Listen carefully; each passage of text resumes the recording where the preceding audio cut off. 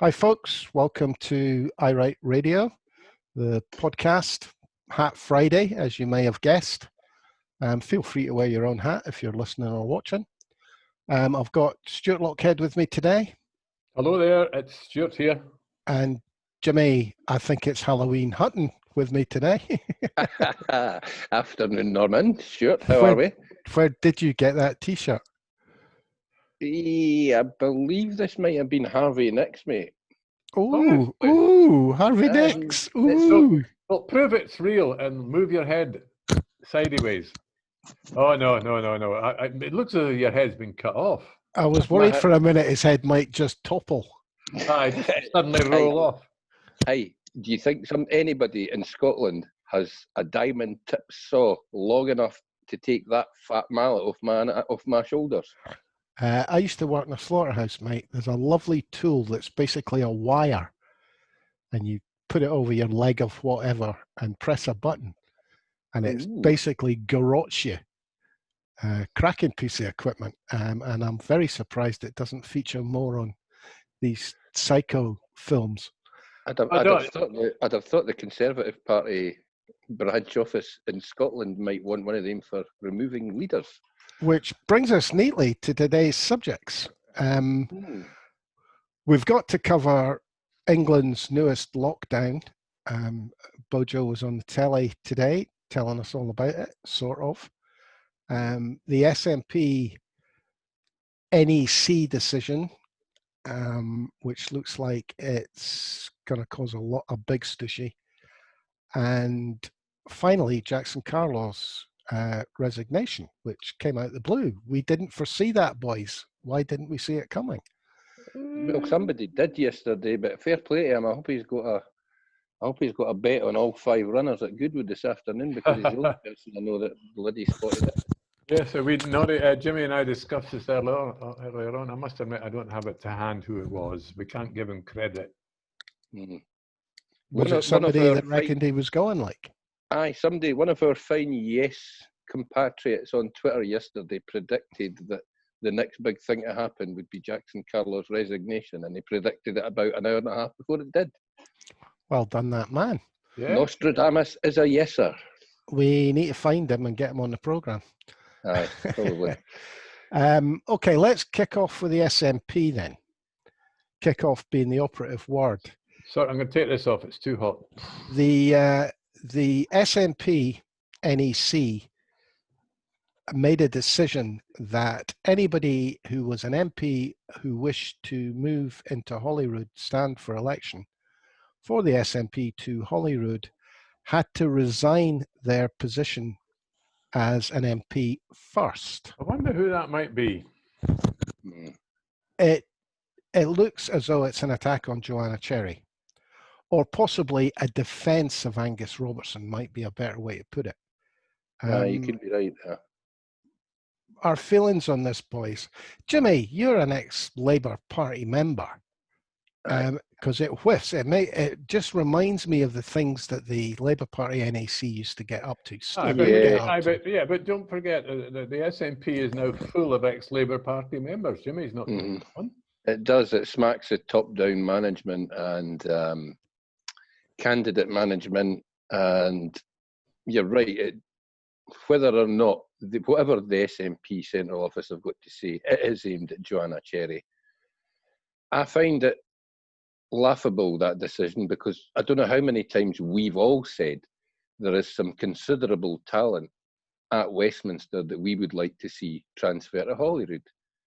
I think all of us see the future of Scotland, and the constitutional future in particular. That'll be settled by the actions of Holyrood.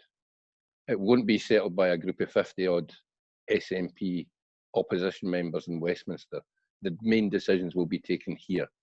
The actions that provoke the reactions will be taken here.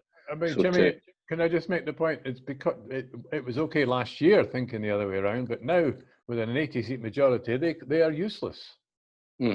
Aye, and as I say, mate, there's great talent down there. Not just Joanna Cherry. There's at least a dozen that would make a great addition to Holyrood, and to cut off that talent pool just to make sure that Angus Robertson gets a job is very, very short-sighted to me. Frankly, I have my reasons for, and you know them, but we're not going to publish them or broadcast them. But I have my reasons for not wanting Angus Robertson anywhere near Holyrood. So I think anybody standing against him for Edinburgh Central is a good thing. Sure. Yes, I think it's a huge mistake politically, because it's going to upset, well, it's already upset a huge number of SNP members. I mean, they're walking, it's a bit like sort of wandering, it's like a bull in a china shop. Couldn't they be a bit more subtle? And the timing as well, guys. I mean, the timing's awful. You've just watched Jackson Carlaw garrot the Scottish Tories, let them wallow in the pile and doo-doo that he's left them lying in there, instead of coming out with this decision today and taking the heat completely off them. You made a point, Stuart, about, SNP members being ex-Labour. I don't think there's too many on the NEC that were ex-Labour. I can't understand this. I'm really, really disappointed that this has been allowed to happen. That there is nobody sitting on the NAC going, wait a minute, let's look back at the history of, the Labour Party especially, who were in a hugely similar position, massively powerful in Scotland. And why did they end up where they are? This sort of nonsense is what got them to where they are. Playing politics when you don't have to. They are playing to the opposition within the SNP, outside the SNP. This is going to upset possibly thousands of people. It plays into your the bee in your bonnet, Stuart, about the crap party management of Mr. Sturgeon, or Mr. Murrell, as we should call him, really. As I say, the timing is ludicrously bad. The decision is petty. It's small-minded, and it smacks of, frankly, it smacks of the Murrells believing the press line that Joanna Cherry is wanting to come up here to then challenge for the leadership. Okay, I need to do what I always do here. Mm-hmm. The only reason I can see to justify this is to keep two good people in the game. Because had both of them stood for the Edinburgh Central seat at Holyrood, we would have lost one of them. Not necessarily. Well, they can't.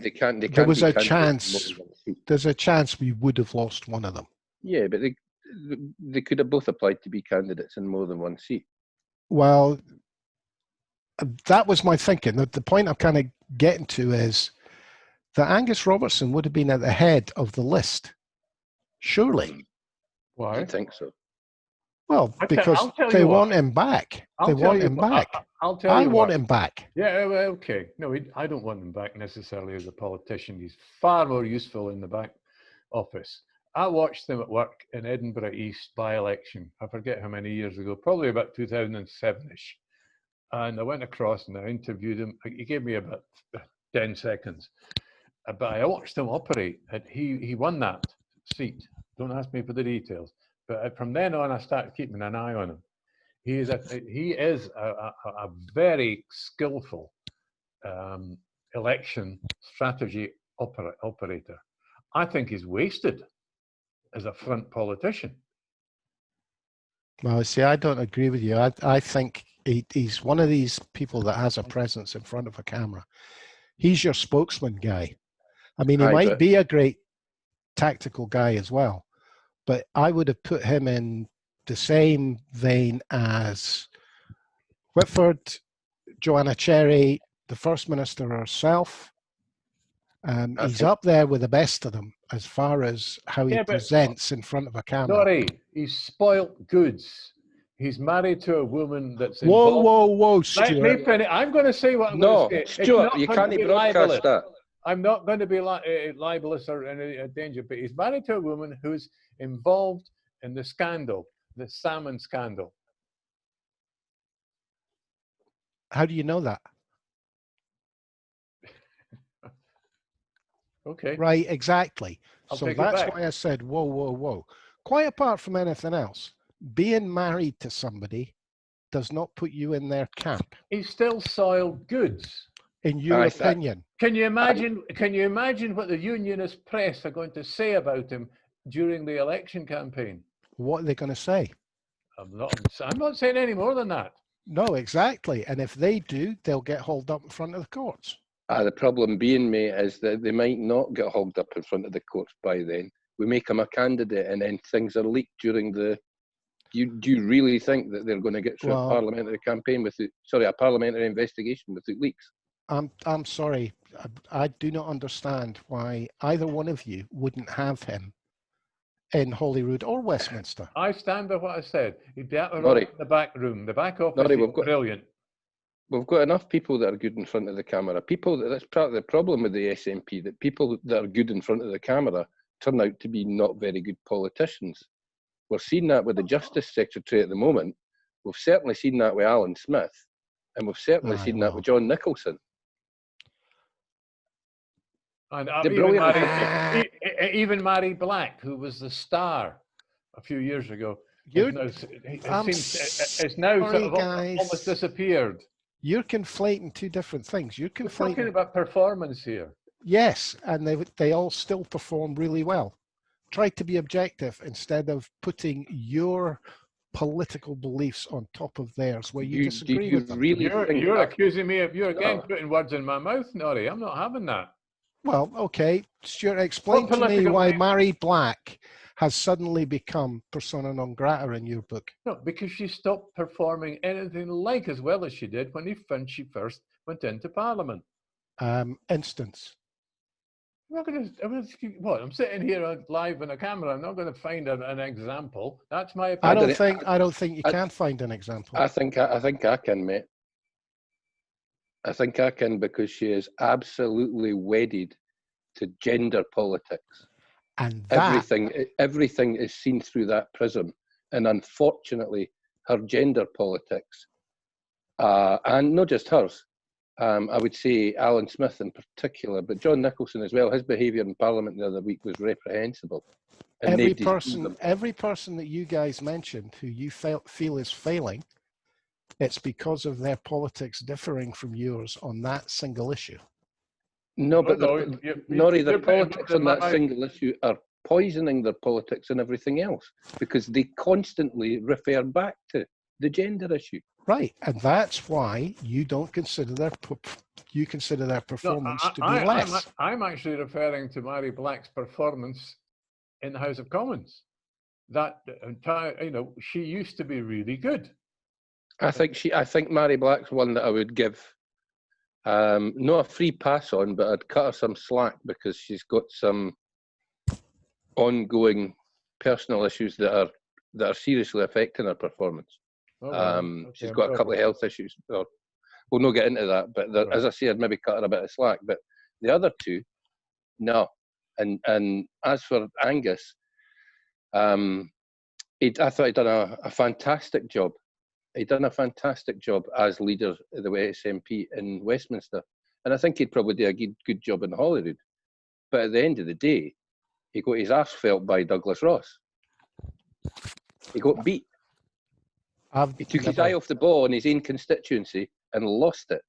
I think you've over-egged Angus, his performance in the House of Commons. Unfortunately, he's followed by Ian Blackford, so it makes Angus look better than he was. He was sufficient, is the way I would give him. Well, I disagree with you. Angus was, I think, one of the best performances the SNP had at Westminster. I'm not particularly talking about in the chamber. I'm talking about in front of the cameras, as I said. He makes a good spokesman. I'm more annoyed about what he's got on people, mate, that he can make the NEC make this decision. Well, I'm not going to disagree with you there, Jimmy. But, how many people are sitting here discussing Angus Robertson's connections to the NEC? When Angus Robertson gets up in front of the cameras on Question Time or whatever, he's a consummate performer. Yeah, but let's be honest, the SNP aren't short of them. They've got plenty. No, but can you have too many? True. I think this decision was made because he would lose, mate. Aye. Joanna Cherry's parliamentary constituency overlaps a considerable part of Edinburgh Central, and she's been involved with Edinburgh Central for many years. He's no. He's the carpetbagger that's flying in. Again, I wouldn't disagree with you. I was simply putting out there the possibility that the SNP felt they needed them both. And didn't want a chance losing one of them. Well, look, don't forget, who put their hat in the ring first? Joanna Cherry. Why did Angus Robertson have to go for that particular seat? Could he not have put his hat in for another one? I'm not entirely sure you're right about that. Oh, well, I'm standing on that ground. I remember Angus Robertson talking because he's got a house in he lives in Stockbridge. Yeah, okay. But I'm standing on what I've just said. Well, I remember him talking about it years ago. Okay. No, seriously, that Edinburgh Central was where he wanted to be. I mean, that was at a meeting. No, it's your turn to give. Well, I can't prove it because it was at a meeting. Right. Well, don't attack me if I can't approve things in the future. Sorry, Stuart. That's you tell. Well, you can't tell me now because you can't prove what you said. Just take it and move on, Norrie. No, you're not taking it. Why the hell should I? Gentlemen, please. Okay. Big stushy, as is apparent between us. Aye, there'll be a big stushy about this within the SNP, mate, because a lot of people support Joanna Cherry's perhaps more, and I wouldn't say it's by much, but she certainly is more concentrated on getting independence done than the gradualists that are at the head of the party at the moment. Well, I'll give you one quote by a guy called Iain Black, which was underneath the national article on the topic of this Joanna Cherry situation.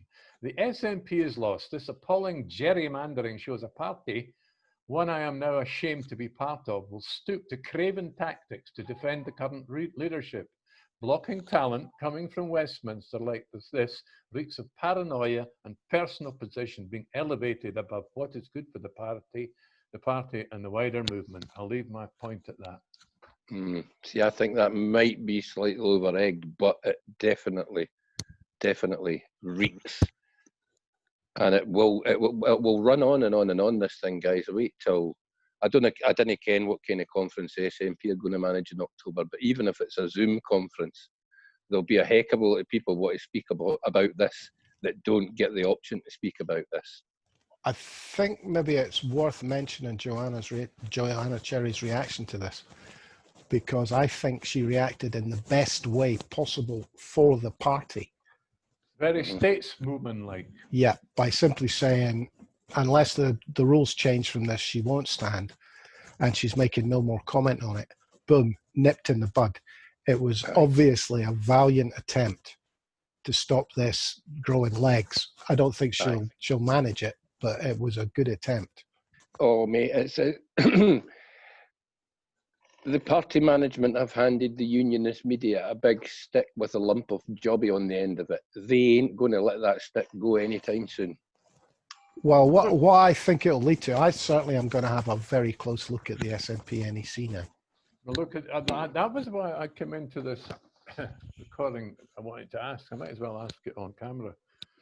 Where do I get a list of the members of the NEC? It should be on the website. Should be front and center. I am a member. Website, aye.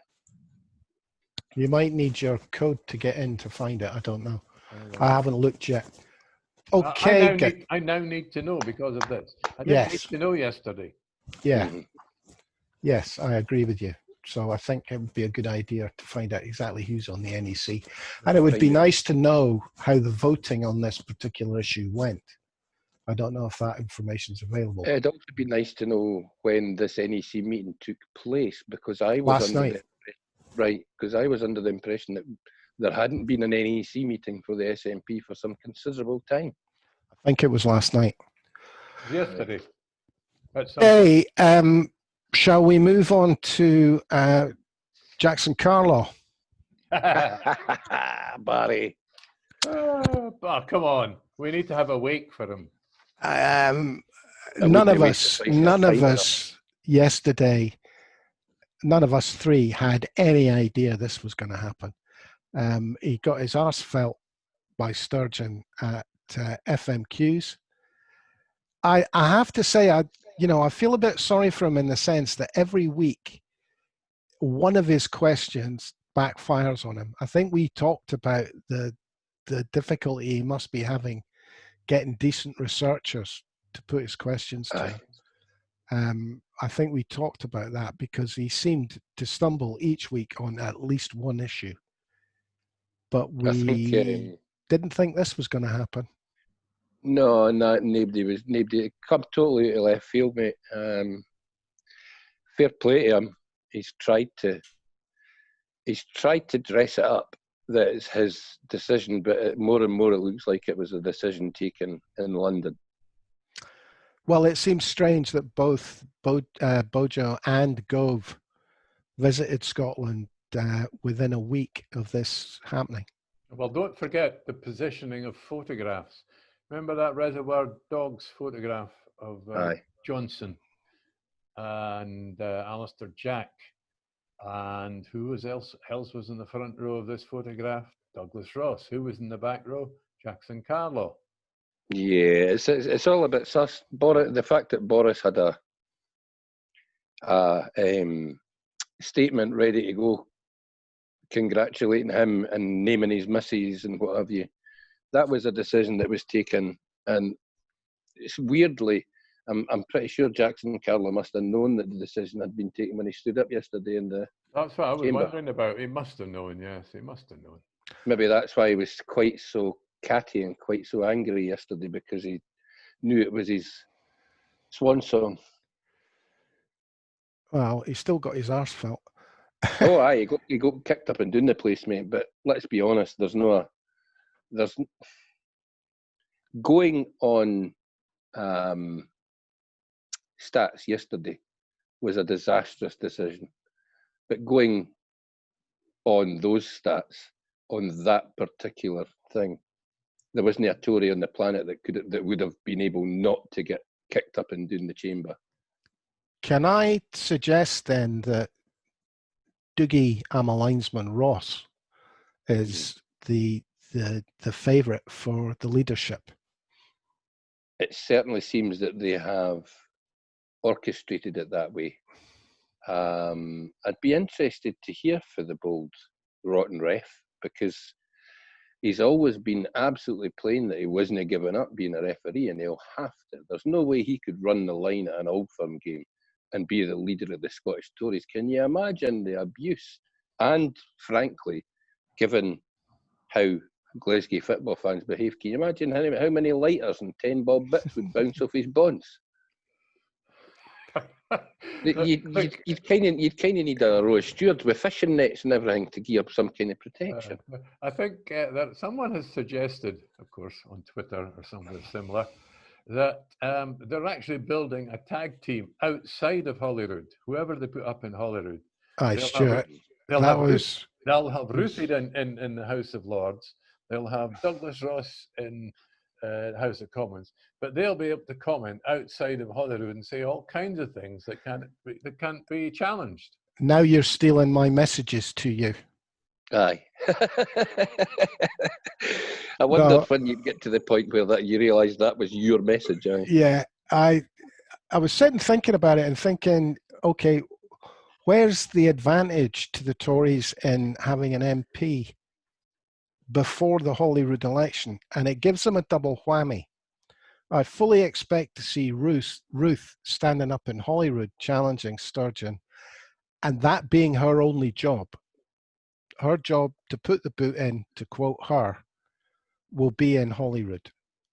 And Douglas Ross will be able to roam freely out with the constraints of Holyrood, basically telling lies and using the press to attack the SNP.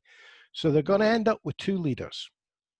And it's a huge advantage to them. Do you think Alistair Jack will still be in position? Why not? You won't see Alistair Jack. Yeah, but why not? He's another. He can also say his piece officially. He's an incompetent. That's the problem. He can't talk. he's one of the worst performers. I'll tell you what, it's going to be a bit embarrassing for the SNP as well, though. What you can be a baroness and still stand in the chamber doing FMQs weekly, but you can't be a sitting MP and be in that Holyrood chamber. Either that, or does this mean that Ruthie's Ermont Deedstoke coat is going on hold until after next year's election? I did think that the Ermine was a way for her to retain the leadership of the Scottish Tories. I thought it was a way for her to be installed as the spokesperson for this hand-picked committee that's basically going to tell the Scottish government, oh, you can't do this and you can't do that because it interferes with the internal UK market. Both possibilities.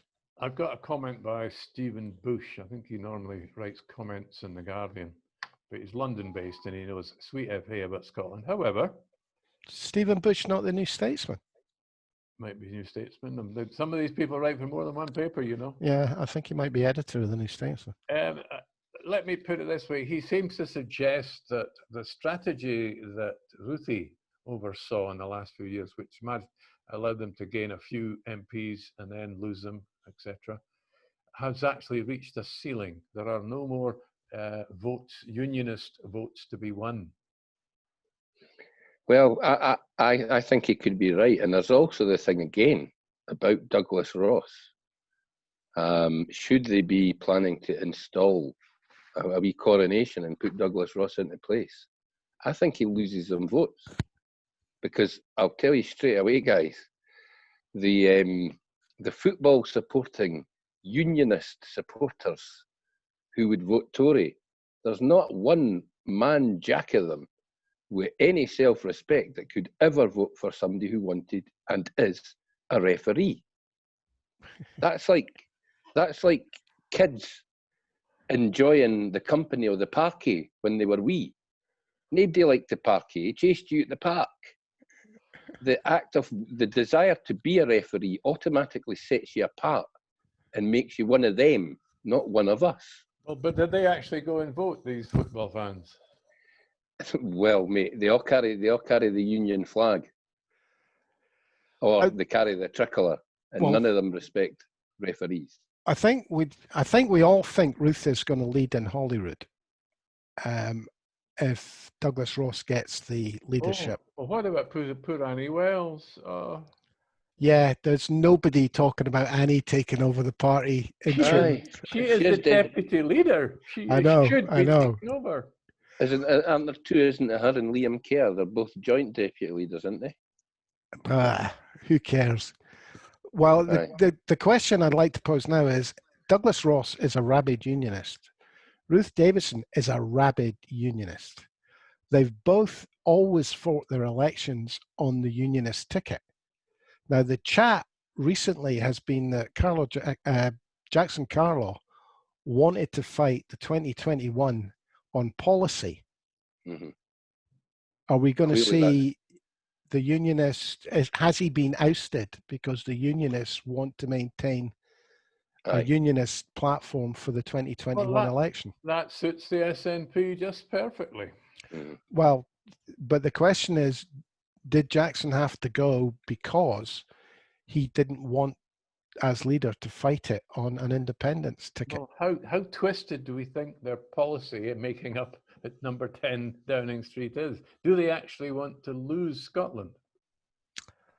Possibly, aye. I think they want to bang the big drum, the big lambeg, and go on and on and on and on about the union. And I think that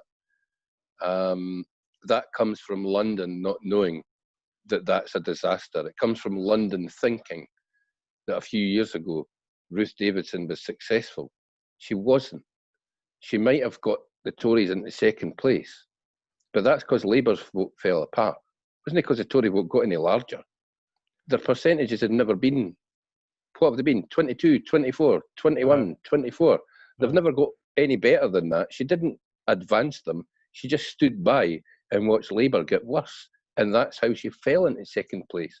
But that I is don't not the think narrative that London understand. it's not the narrative that the media understand either. I don't think Right. that the facts of the case don't make a difference. The media will love Ruthie climbing back onto the bullock's saddle, Oh, absolutely. She'll get on the barrel of another tank. and she'll be all over the papers. So they'll get plenty of press. And Douglas Ross, as I say, will be able to snipe from Westminster and the telly while she does her thing in Scotland. Right. If she then suddenly returns to becoming the spokesperson for the Scottish Tories, don't forget she's a proud lesbian. What's she going to answer when she's asked about the GRA issue? She's going to ignore it. No, but she's not going to get involved in it. She's bound to be pressed on it. Oh, yeah, right. Who's going to press her, Stuart? Oh, well, we will. Yeah, right. And she'll speak to us. No, somebody will press her on it. And what will she do? She'll hide in a doorway. She'll disappear for a couple of days till they stop asking her.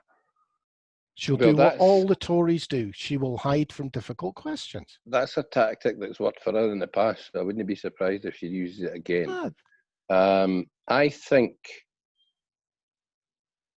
the questions that could trip her up are going to be about why she resigned, why she's chosen to come back, and why she's choosing to go into the House of Lords. I mean, as an elected representative,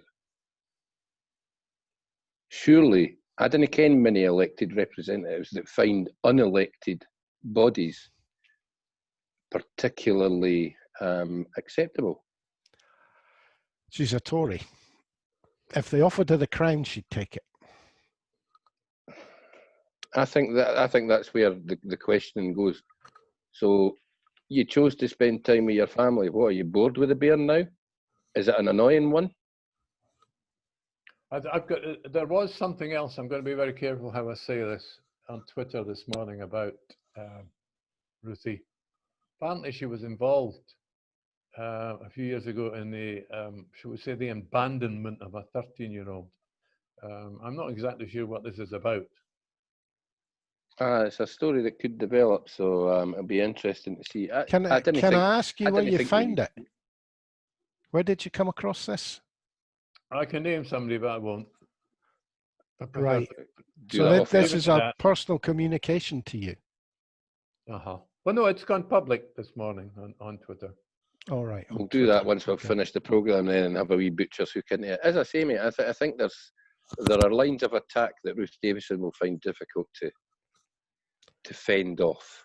I mean, this is going to be presented if she decides to step in, particularly if they make Douglas Ross the leader, because it does look like they're wanting a coronation. It's going to look very opportunistic. They're going to present it as Ruth doing the party a favour by stepping in for the next 10 months or however long it'll be. She's doing nobody any favours. Well, sorry, Norrie. I'm actually not worried about Douglas Ross because he's already stumbled in interviews, etc. Mm-hmm. He presented quite well when he was in government, I have to say. He looked a lot better, so he's obviously had some media training. But he's not difficult to catch out and trip up if you've got an interviewer who is prepared to go for the jugular. He'll also not be... I didn't think he's quite 100% on the detail. I think that's how he gets on with Johnston and Cummings. No, here's a thought. I mean, the whole fact of him stepping down over the Cummings issue was a bit of a strange one, though. Unless this was planned that long ago. Well, there you go. Here's a thought, guys, to think about. Now, I would say, you can disagree if you like, but I would say that the anti-unionist section of the independence, pro-independence camp, you could call them the yes camp if you like, the section that's outside the SNP has grown. You could say the proof would be the number of list parties and all the stuff that's going on at the moment. I would also say that if that's true, there's an awful lot more hard-bitten people are going to say and dig up really quite angry and not such nice things that the SNP party would have sat on if they were in charge of it. So the future could be much dirtier in the next election. I think it's going to be dirty anyway. Yeah. I'm not sure you're right about that, Stuart. The impression I get is the SNP are still guaranteed the Constitution, not the Constitution, the first vote. I think the Yes movement will support the SNP with their first vote. It then becomes a question of whether they need the list to get a majority. Yeah, but I'm not really talking about that. I'm talking about what's likely to come up into the public domain. Stuart, there's an awful lot of people that are no longer bought and sold by the SNP as the future, and some of them are going to say things that are going to be, well, what you call the son or the male would use. Aye, but that's not necessarily going to be helpful. I'm not saying it's helpful at all. I think there's stuff out there on both Ruth Davidson and Douglas Ross that might prove, it wouldn't prove fatal, but it would certainly damage their reputations. I'm just asking the question. I'm not saying that for a fact. I'm asking the question, is it likely to be a dirtier election, the next Holyrood one, than we're used to? If Douglas Ross and Ruth Davidson end up where we think they'll end up, yes. Yes. And if the polling keeps going in the direction it's been going, I mean, we all know that parties do polling all the time. So the internal polling that has the Scottish Conservatives removing their leader less than a year before an election must be pretty disastrous. Yeah. And don't forget, Douglas Ross has actually quoted, I'm not going to give his exact quote, but he's made a racist quote about travellers. Oh, yeah. I mean, I'm not particularly worried about him, I have to say. What I'm worried about is the fact he's taken the burden of leadership of the party off of Ruth, freeing Ruth up to be the nasty wee troll that she can be. And I think it's going to be difficult because all she's going to look for is ways to upset Sturgeon. Well, what do we see? Do we end up with Ruth never off London television? Yes. On quizzes and talk shows, and is that what you're talking about? Yeah, she'll have a higher profile than Douglas Ross. So nobody will be questioning her. She won't get serious questions at all. Yeah. But Nicola's then got a couple of attack lines. Really? If she did anything she said in the chamber, really? Does your leader agree with that? But it's not what she says in the chamber. It's what she says on all these London talk. They love her down there. He's talking about what Nicola's going to say. I'm talking about the campaign. No showbiz. Showbiz doesn't matter. Showbiz, nobody gets elected off Twitter. Nobody gets elected off Have I Got News For You. Actually, I don't agree with you. I'm not sure I 100% agree with you. The profile she would be able to get is important. I mean, it's why the Tories and the Labour Party aren't happy about Nicola standing up every day delivering a presser. It's why Nicola, the BBC, ITV, and CNN, Russia Today.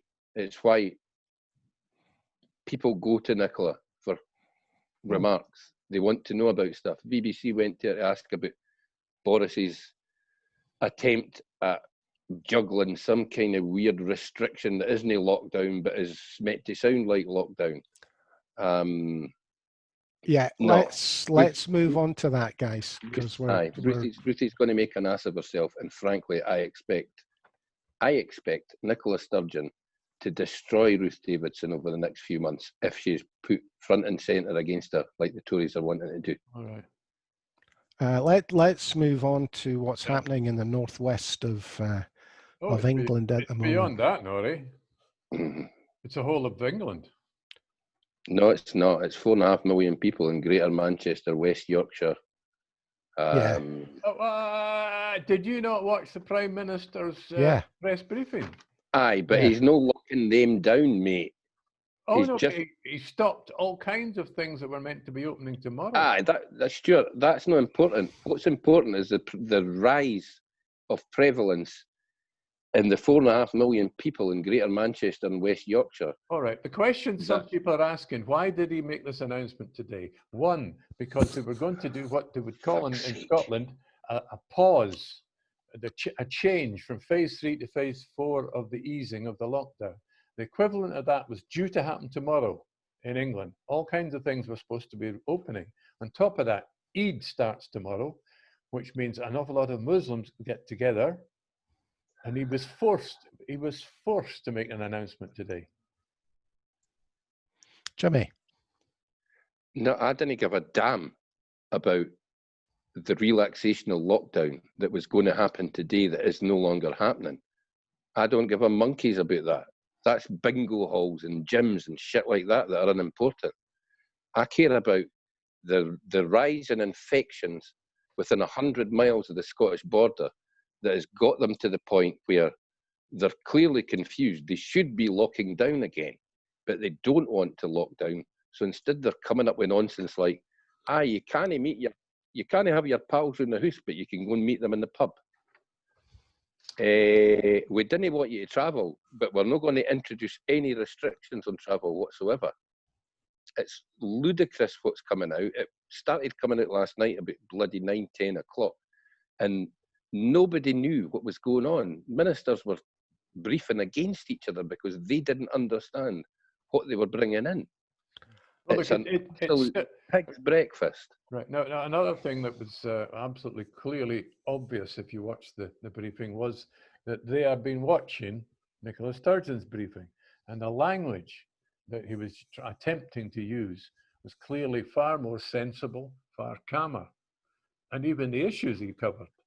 He even mentioned August the 11th for schools going back. They've switched to school. They're talking about the language. It's a trade-off between schools going back or us opening things. Now, what was Nicola Sturgeon talking about yesterday? Yeah, but I think that's been apparent for a while. I mean, before they stopped the daily presses, they were basically, I was sure, sitting in a room listening to Nicola Sturgeon and then going on air themselves and using a lot of her lines. And okay, that's a good thing. That is a good thing.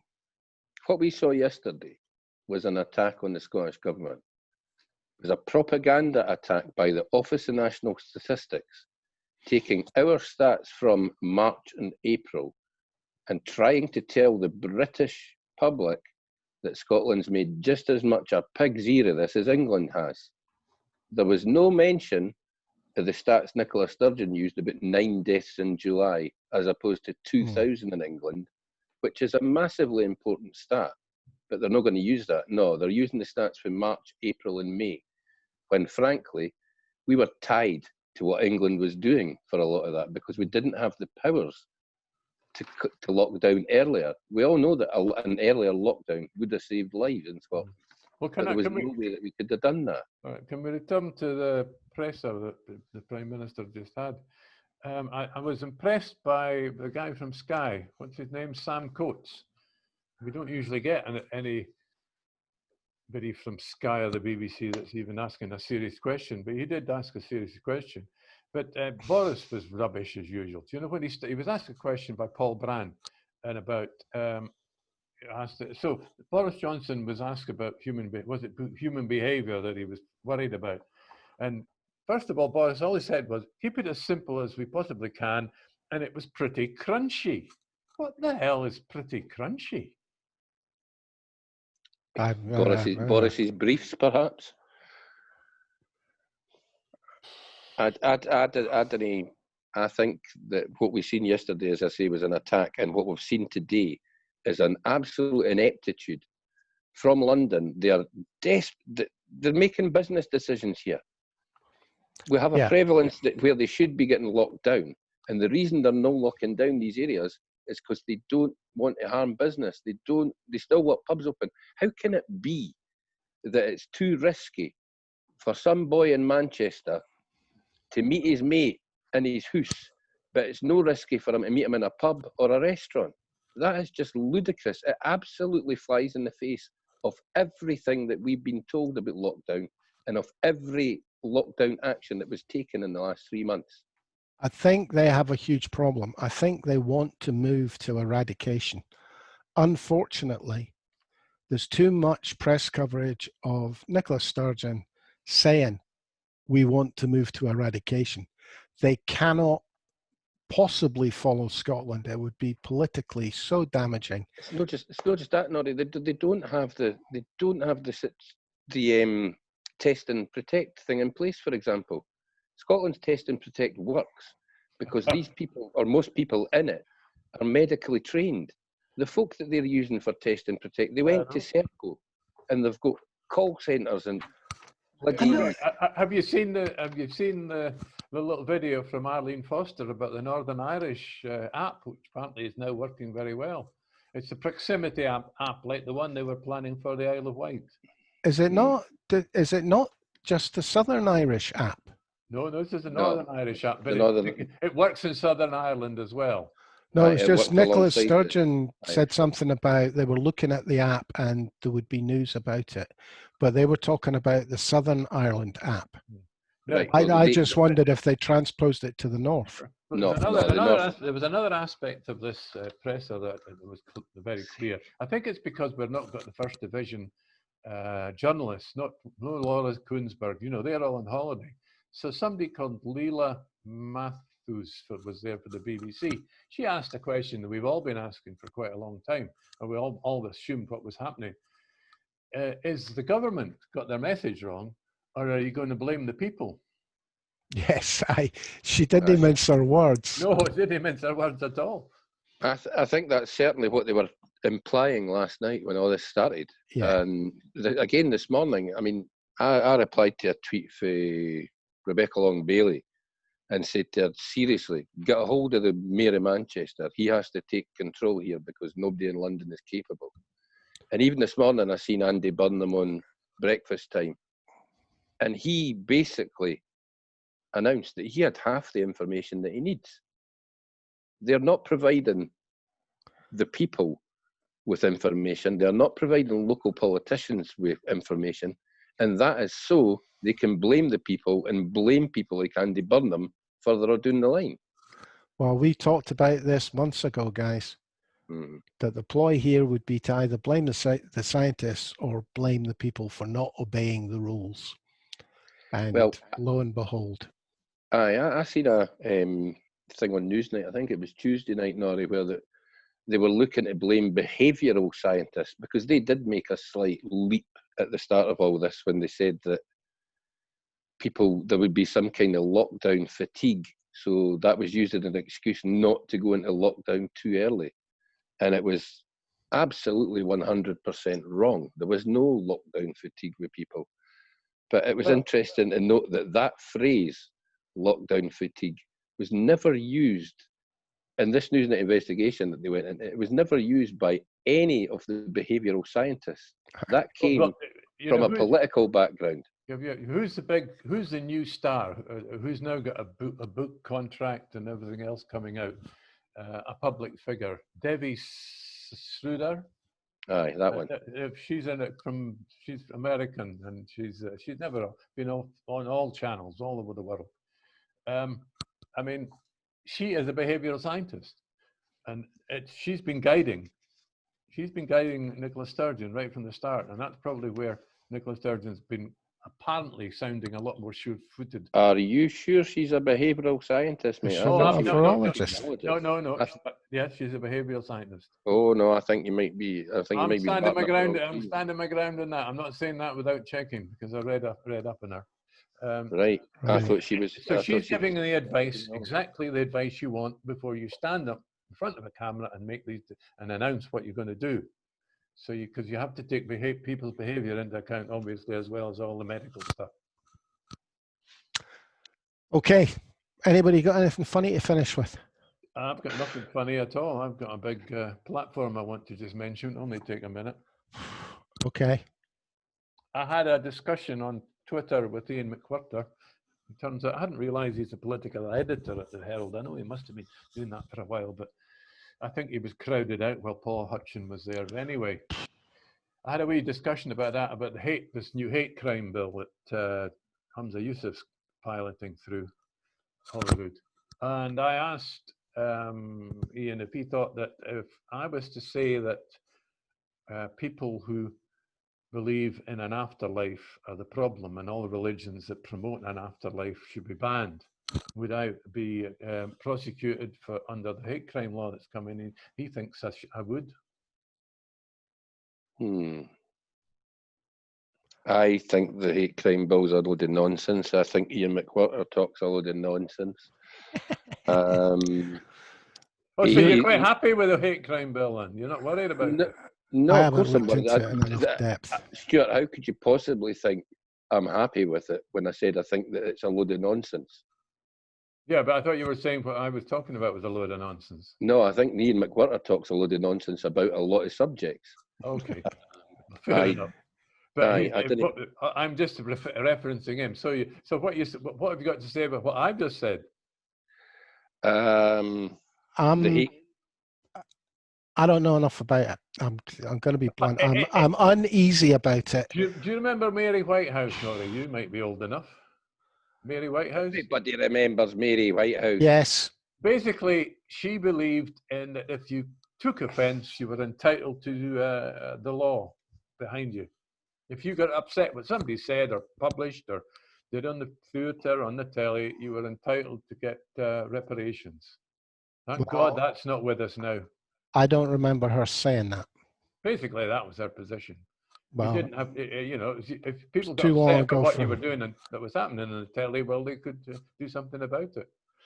I have worries about people being offended, being upset by what anybody says. Frankly, half the time I mean, that's why I use abusive language, because I want people to be upset. It's why I use profanity now and again, because I want to annoy them. The fact that somebody even thinks about legislating for that I could possibly have committed a crime by upsetting or offending somebody is ridiculous. It's the thought police. It's 1984 gone way over the top. And frankly, I'm sick and tired of hearing the phrase political correctness gone mad. But oh my God, the wokarati have taken it to a hell of a new level. I need to actually read it. I've seen bits of it, but I need to spend time on it. But they published today or yesterday it's a list. This is Humza's department. Myth and the answer to every myth. And there's about 20 of them. My problem with it, I think, from what I know about it, is that the people who are making the decisions on what is going to be pursued are not qualified, i.e. they're going to be the police. Of course, they don't want it. They don't want that bill. Yeah, I know, and I think that's my problem with it. I think we need to look at it very carefully. When you're having to defend a piece of legislation this hard, way before it comes before Parliament and Parliament's committees, that should maybe give you the hint that it's a piece of nonsense and you need to go away and rewrite it. Yeah, I've got a feeling that might actually end up being my position, but at the moment I haven't looked at it in depth. That's us coming up for the hour, guys. So I think we're going to have to call it a day at that. So thank you, Jimmy Hutton. Thank you, Stuart Lockhead, and I'm Norrie Stewart. Thanks for listening, folks. And we'll catch you on Sunday, day off tomorrow. Cheers for now, folks.